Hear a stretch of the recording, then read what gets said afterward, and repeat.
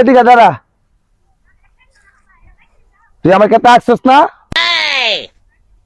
830 টাকা দিবি আর মুচ 10 টাকা দিবি, মোট 40 টাকা দে। হ্যাঁ এই যে লোন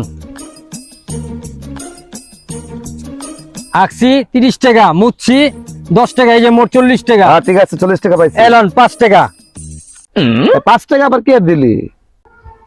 ভাই মুসলমানের ঘরে জন্ম আমি, হ্যাঁ। মিশা কথা কমু না। ওই হাগার মোতার মাঝখানে ঠাস করে একটা পাত দিছি, ওই পাদের 5 টাকা।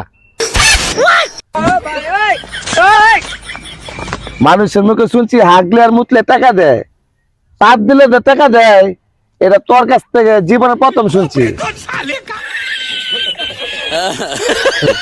হালায় সারা জীবন শুনছি পাবলিক টয়লেটে আগলে টাকা দিতে হয়, ওখানে খেতে আগলেও টাকা দিতে হয়। শালায় আজ্ঞেও শান্তি নাই।